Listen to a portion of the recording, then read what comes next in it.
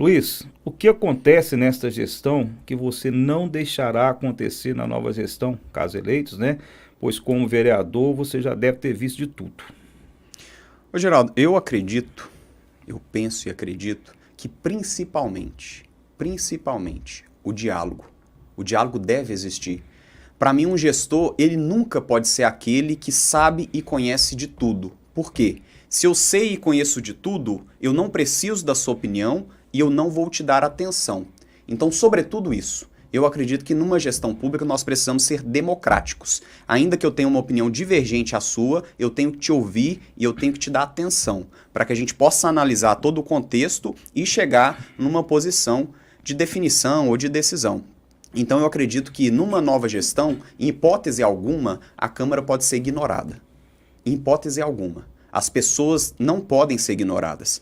As instituições de classe não podem ser ignoradas. A sociedade civil não pode ser ignorada. Então, para mim, numa gestão pública, o que precisa ser diferente é que ela seja uma gestão pública, que realmente as pessoas participem, que a sociedade civil participe e que, sobretudo, a Câmara Municipal, que representa o interesse da população, participe ativamente de todas as discussões e de todas as ações da Prefeitura. Para mim, uma coisa que precisa mudar, o principal é isso. Nós estamos falando de uma gestão pública, então todos precisam ter ouvido, todos precisam ser acolhidos e participarem dessa gestão.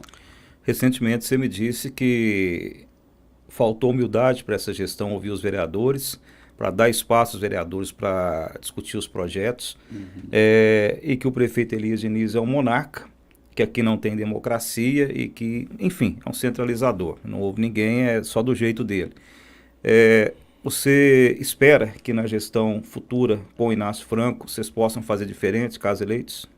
Com certeza, Geraldo. Eu coloquei essa situação e às vezes as pessoas pensam que é uma crítica direta à pessoa, que eu tenho algo contra o Elias ou que eu tenho algo contra fulano. Não tenho, absolutamente. Eu admiro o Elias em muitos aspectos. Hoje, por exemplo, ontem, na verdade, eu estive com a Andréia no campo, na final do Campeonato Rural, e a gente se cumprimentou, nós temos uma relação saudável. Só que nós temos pontos de vistas diferentes e críticas que eu, enquanto vereador, principalmente, preciso fazer observando a gestão, a eficiência da gestão. E quando eu disse isso, até uma pessoa comentou lá nas redes sociais, falando, isso é uma crítica da oposição. Não é. Nós temos grandes evidências disso, uma delas, inclusive, que em 2019, você sabe muito bem disso, ele teve que trazer uma pessoa de fora para fazer a articulação, a comunicação com a Câmara, porque isso não existia. E estava chegando num ponto de atrito que existia até um pedido de cassação do prefeito na Câmara Municipal. Então ele trouxe alguém para fazer exatamente essa comunicação, porque ele não tinha essa comunicação com a Câmara. Ele não dava esse espaço à Câmara Pessoa de Municipal. fora que você se refere ao Wagner Mageste. Wagner Mageste. E que veio e fez esse trabalho de comunicação de forma, assim, exemplar. O Wagner, de fato, ele serve como referência nisso, porque ele se permite ser questionado. Quantas vezes, até internamente na Câmara Municipal, nós questionamos ou criticamos o trabalho dele e ele dava atenção para aquela crítica e buscava entender para resolver.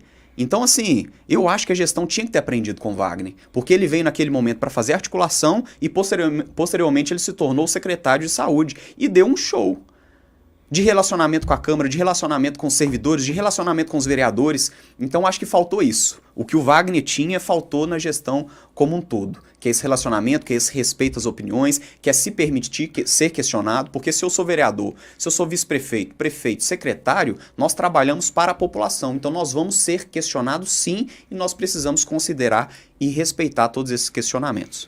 Talvez nesses quase 8 anos do prefeito Elias como chefe do executivo em Pará de Minas, o momento que teve diálogo com a Câmara foi esse momento que o Wagner fez essa interlocução. Depois, antes não tinha.